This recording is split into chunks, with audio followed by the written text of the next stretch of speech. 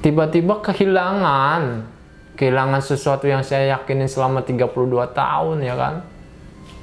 Terus saya ditinggal istri, ditinggal anak, saya tidak diakuin di keluarga, saya mau tinggal di mana ya kan. Udah, saya benar tapi saya ngaku salah, saya diem aja.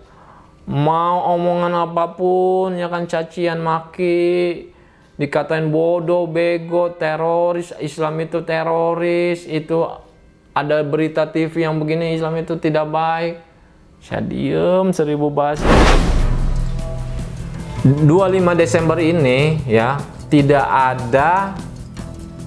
ada kamusnya bahwa Yesus kelahirannya kita tahu secara pasti.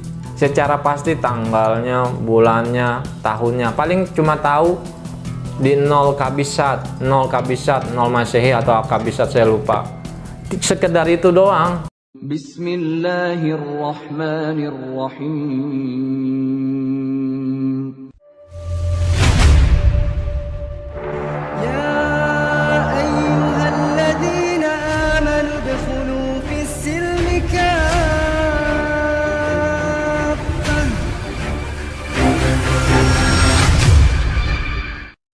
Nah, sedihnya sahabat-sahabat ngaji cerdas, sedihnya lagi-lagi petunjuk itu hanya milik saya atas izin Allah, belum milik istri saya. Saya berharap milik dia juga ya kan, milik dia juga. Tapi akhirnya ketika saya jelasin itu di saat emang tanggal 25 Desember, di saat pemasangan pohon Natal beserta perhiasannya. Nah, saya udah nggak mau masang lagi. Saya bilang dipaksa untuk masang, tapi saya tidak mau masang lagi pohon Natal tersebut ya kan. Saya tidak mau masang lagi, saudara. Sehingga terjadilah pertengkaran hebat ya kan. Pohon Natal itu dilempar sama dia ya kan. Kamu udah dipengaruhi setan, kamu dipengaruhi iblis, keluar sana. Oh, udah teriak-teriak, dia histeris banget, dia histeris. Anak saya jadi saksinya, dengar-dengar nangis-nangis. Ya gimana lagi ya, saya memberikan petunjuk yang saya dapat kepada istri saya yang saya sayangi saat itu ya. Tapi kan memang saya baca sejarah-sejarah Nabi ya, kayak Nabi Nuh, ternyata istrinya dan anaknya sendiri murtad, tidak percaya akan dakwanya Nabi Nuh, bahwa nanti akan ada suatu bencana besar, ayo kita menyelamatkan diri untuk semua ini ke atas perintah Allah. Tapi enggak, dia sombong, nggak percaya, akhirnya dia mati kan. Terus ada contoh lagi,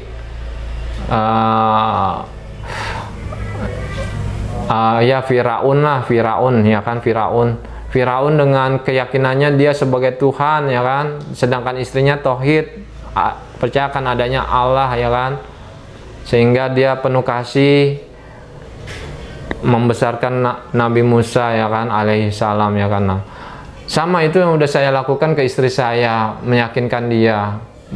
Akhirnya saya dipertemukan sama ibu saya ya kan. Tuh Nova tuh, ibu tuh udah aneh tuh ya kan, udah macem-macem tuh, udah pengaruhnya dari siapa tuh Bu?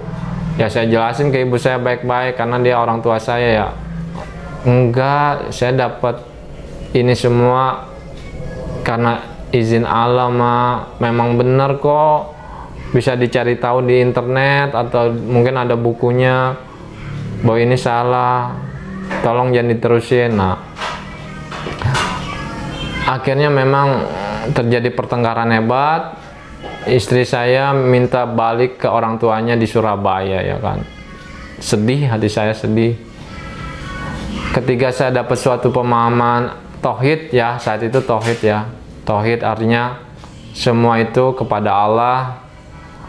Tidak ada budaya-budaya seperti itu ya kan, yang tadi saya ceritakan.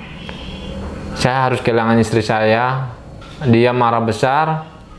Dia lempar baju-bajunya saya keluar ya kan, dan dia mengepak koper ya kan. Dia berangkat ke Surabaya bersama anak saya. Saya ditinggal.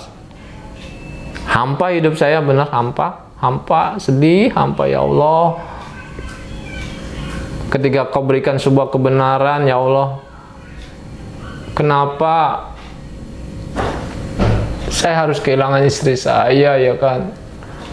Kenapa kau ambil dia sebagai lawan saya, bukan sebagai teman lagi, sebagai sahabat saya lagi dalam bercerita, ya Allah. Meskipun dia orang yang keras, saya berharap suatu hari nanti dia lunak dengan penjelasan-penjelasan saya, ya kan?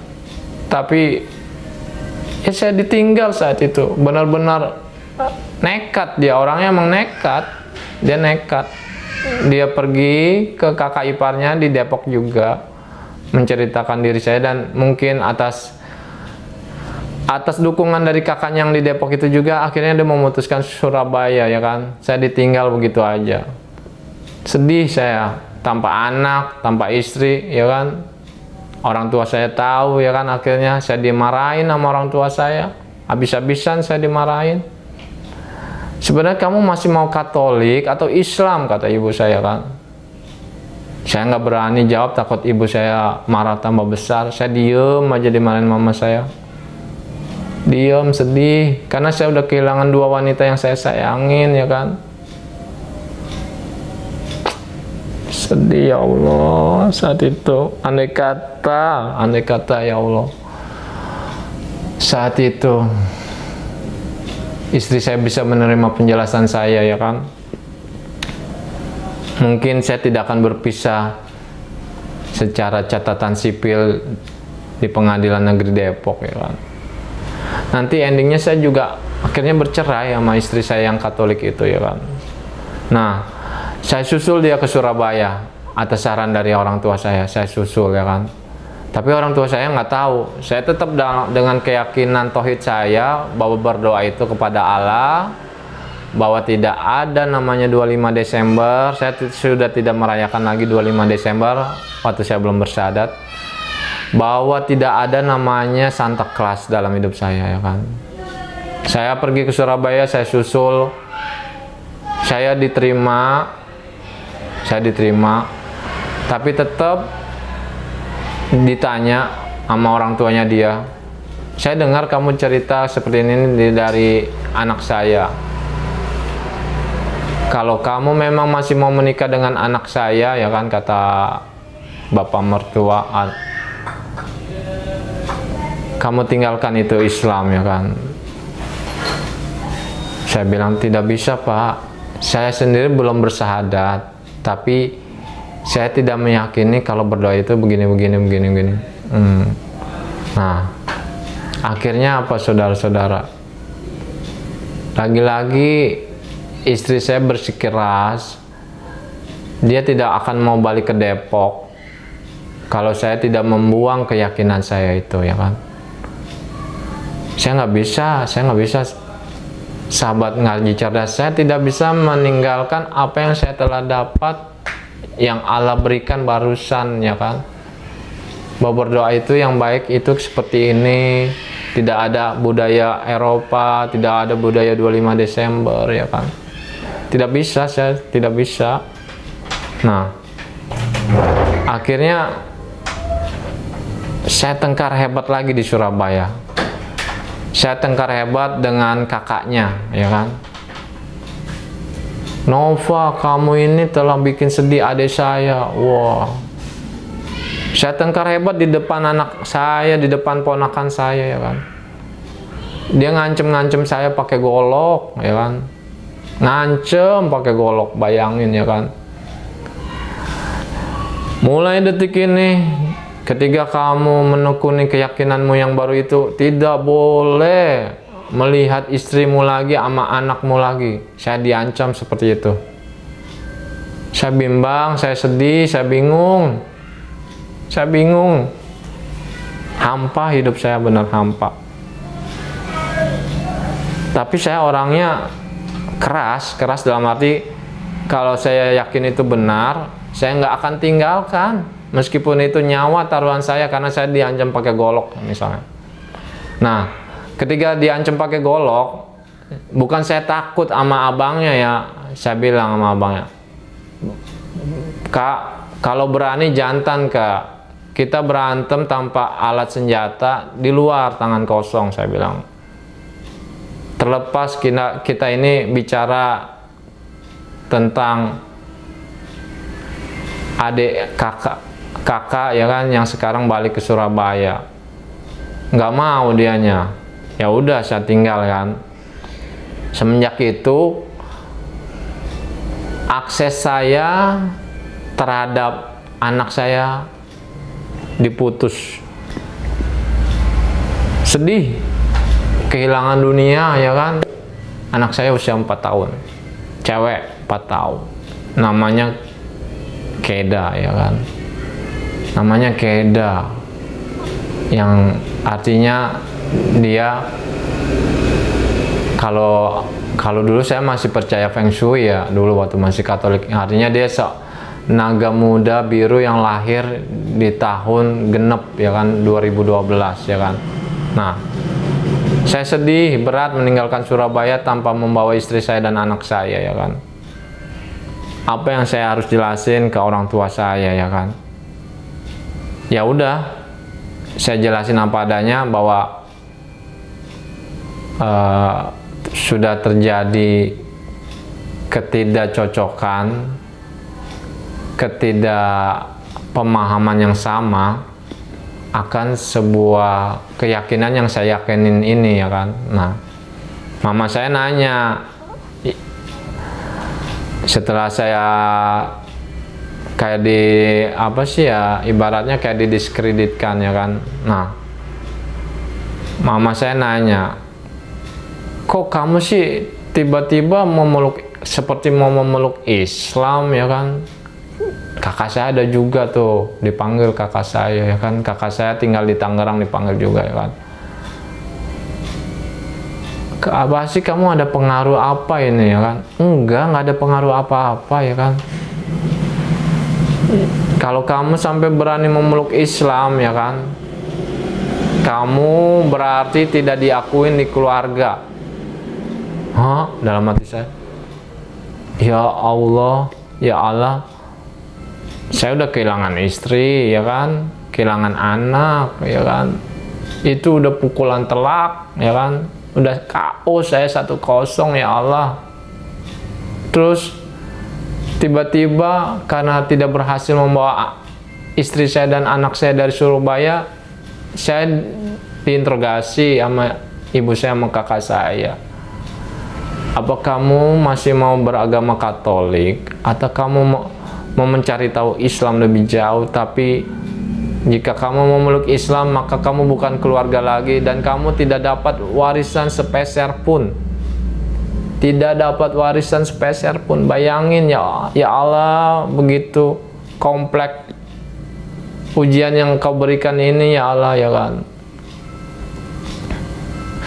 Lalu saya teringat pesan Moko Ginta ya kan, Ustadz Moko Ginta. Kalau di keluargamu apa sih bahasanya, kalau di keluargamu dia keras sama kamu, kamunya jangan keras, kamunya harus lunak ngalah ya kan. Nanti insya Allah kok Allah Subhanahu wa Ta'ala kan berikan kamu lebih ya kan. Nah, saya coba tidak membantah omongan orang tua saya, ibu saya diem aja, saya nunduk aja ya kan. Saya benar tapi saya bersalah gitu ya kan. Saya benar tapi bersalah, dalam arti Katolik adalah agama yang saya telah jalanin selama 32 tahun ya kan. Bayangin 32 tahun tiba-tiba ada pemahaman atau keyakinan baru, meskipun saya sendiri mengenal Islam udah dari kecil, di lingkungan nenek saya tinggal, mbak putri saya tinggal, di lingkungan kerja saya di Gramedia, di lingkungan kerja saya di Antv ya kan. Tapi kan tiba-tiba kehilangan sesuatu yang saya yakinin selama 32 tahun ya kan. Terus saya ditinggal istri, ditinggal anak, saya tidak diakuin di keluarga. Saya mau tinggal di mana ya kan? Udah, saya benar tapi saya ngaku salah, saya diem aja. mau omongan apapun ya kan, cacian maki, dikatain bodoh, bego, teroris, Islam itu teroris, itu ada berita TV yang begini, Islam itu tidak baik. Saya diem, 1000 bahasa saya diem. Ya Allah, beri aku kekuatan untuk menerima semua ini, meskipun ini adalah sebuah pembenaran darimu ya Allah. Ya kan, saya diem. Udah, saya diem. Intinya saya diem. Udah, setelah mereka meledak, akhirnya mereka meledak juga ya kan. Ya udah, sekarang maumu apa? Aku ditanya kan. Ya, saya tetap menjalani hidup ini, tapi saya meninggalkan, kalau ke gereja itu saya nggak lagi menyebut perantara lagi Tuhan Yesus. Saya tidak lagi akan mau merayakan perayaan Natal. Saya tidak akan lagi mau merayakan Hari Raya Yesus lagi. Alhamdulillah itu bisa diterima sama keluarga saya. Aduh, itu aja udah senang luar biasa. Ya Allah, puji syukur saya masih diakuin ya kan, meskipun saya kehilangan istri saya sama anak saya di Surabaya ya kan, komunikasi aja susah banget. Nah, akhirnya saya bertekad untuk ke Surabaya lagi ya kan, ya ke Surabaya yang kedua kali. Siapa tahu dia mau gitu ya kan, siapa tahu istri saya mau membawa anak saya balik lagi ke Jakarta, ke Depok ya kan. Saya ke sana ya kan, saya ke sana. Nah, ketemu, tapi susah banget untuk dipertemukan ya kan, sampai akhirnya saya nemuin RT setempat. Sampai kayak gitu beneran, saya nemuin RT setempat, saya curhat ya kan. Saya dapat keyakinan baru, Pak RT begini-begini ya kan. Tapi saya belum bersahadat. Tapi saya bisa Al-Fatihah secara diam-diam ya kan. Saya belum bersahadat ya kan. Nah, Pak RT bantu saya dong supaya saya bisa ketemu istri saya ya kan, ketemu anak saya. Oh gitu, tenang. Lagi-lagi Allah Subhanahu wa Ta'ala itu maha baik dan maha pengasih ya. Dimudahkan, akhirnya saya bisa ketemu anak saya dengan jaminan Pak RT. Pak RT bicara sama kedua orang tua istri saya, karena ada yang pasang badan, yaitu Pak RT setempat, sama ojol baik, ojol baik orang Surabaya asli, dia juga jadi saksi saat itu ya kan. Salut untuk Bapak ojol itu ya kan. Saya kenal di Facebook. Tenang Mas, kalau Mas yakin dengan Islam saya bantu. Oh iya Pak, makasih. Nah, dibantu mereka berdua, akhirnya saya bisa ketemu anak saya. Saya senang. Saya ajak jalan dengan syarat dari istri saya, harus ada dia. Ya Allah, harus dikawal sama dia ya. Dikawal nggak apa-apa dah, dikawal lah daripada nggak sama sekali kan. Ya udah, dikawal keliling ya kan, Surabaya, ke mall, beliin baju, makan di tempat makan yang dia suka, beliin es krim kesukaan dia ya kan. Senang aja lihat dia bahagia kan. Meskipun sedih ketika saya ada pemahaman baru, istri saya nggak mau menerima pemahaman baru itu ya kan, sedih. Pemirsa, sahabat ngaji cerdas, mungkin saya berusaha menangis di sini tapi air mata nggak bisa keluar karena peristiwa ini udah cukup lama ya kan. Saya hanya bisa bercerita yang berdasarkan faktanya ya kan. Nah, akhirnya udah tuh saya puas, saya bisa bertemu anak, terutama anak saat itu. Karena saya berpikiran ini sama istri udah beda pemahaman. Kalau anak kan masih polos, dia nggak tahu apa-apa ya. Jadi fun-fun aja hati saya bisa ketemu anak saya ya kan.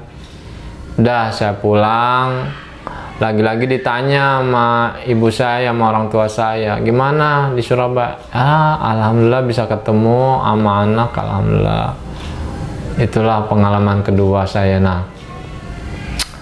Nah, pengalaman ketiganya, terakhirnya adalah sekali lagi saya bertanya sama ustadz terdekat ya kan, saya cari tahu nih tentang Islam dengan ustadz-ustadz terdekat ya kan.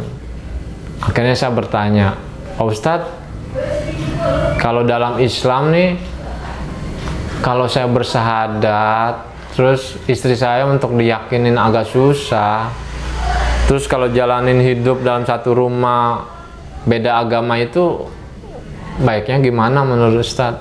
Nah, beberapa ustadz yang saya temuin memberi pandangan ya kan, alhamdulillah pandangan yang baik dan lurus. Tidak bisa seperti itu. Kamu Islam, dia Katolik,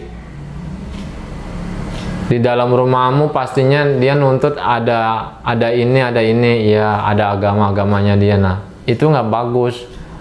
Bahkan sholatmu yang benar menurutmu berdasarkan guru-gurumu nanti ya kan, itu tertolak karena ada patung salib, ada gambar-gambar yang masih agama-agamamu yang sebelumnya. Jadi gimana baiknya? Ya kamu berusaha maksimal untuk meyakinkan dia akan Islam. Kalau nggak bisa, kamu harus meninggalkannya. Saya ditinggalkan, saya harus memberi keputusan meninggalkan istri saya ya kan. Berat, mengambil pilihan ini sangat berat, sahabat-sahabat ngaji cerdas dan non muslim. Berat banget, karena ini adalah orang yang saya kasihi, saya cintai dengan sepenuh hati, meskipun dia orangnya keras kepala. Tiba-tiba saya harus mengambil sikap, ini adalah hal yang salah ya kan. Saya harus tinggalkan dia. Saya merenung, kalau dalam Islam mungkin istiqoroh ya, sholat istiqoroh, sholat tahajud. Saat itu belum bersahadat, jadi mungkin doa kayak gini ya, saya doa, ya Allah, jika memang saya harus memeluk agama Islam, maka mudahkanlah, maka lancarkanlah, hilangkanlah hambatan itu, terutama kepada ibu saya sendiri, kepada kakak saya sendiri, yang memang saya sudah mengenal beliau dan mereka juga mengenal saya dengan baik. Mudahkanlah, melancarkan. Saya selalu mohon itu dalam setiap malam. Kalau dalam Islam tahajud ya, saya lakukan itu 9 hari berturut-turut dengan merinding, godaannya merinding, males bangun, merinding, males bangun ya kan. Cuaca hujan, tapi saya paksa untuk berdoa ya kan. Mudahkan ya Allah, mudahkan ya Allah jika harus aku memeluk agama Islam yang memang sudah saya kenal jauh-jauh ketika saya kecil ya kan. Alhamdulillah saya dimudahkan, dilancarkan, diberikan jawaban, diberikan petunjuk Allah Subhanahu wa taala ya kan. Saya kenal seorang kiai di lingkungan saya tinggal di daerah Depok ya kan. Di situ ada kiai, saya kenal melalui seorang itu memang sama saya tuh udah deket banget. Nah, dia memberikan petunjuk, ya udah nih pakai kiai ini aja. Dia masih sama saya masih ada kekerabatan keluarga. Oh ya udah, tak masalah ya kan. Terus saya curhat sama kiai tersebut, Pak Kiai, apa bisa bantu saya untuk memeluk agama Islam? Iya, plong, dada ini plong. Disaksikan adik-adik yang juga saya lihat nangis, juga sedih. Sahabat-sahabat saya yang dari Antv sedih, bahagia, terus mengucapkan selamat ya kan. Ya Allah, aku bahagia di saat aku bersahadat ini. Ternyata aku memang kehilangan sebagian hidupku, yaitu aku kehilangan istriku, aku kehilangan anakku ya kan. Tapi aku yakin bahwa Engkau akan berikan lebih baik lagi suatu hari nanti.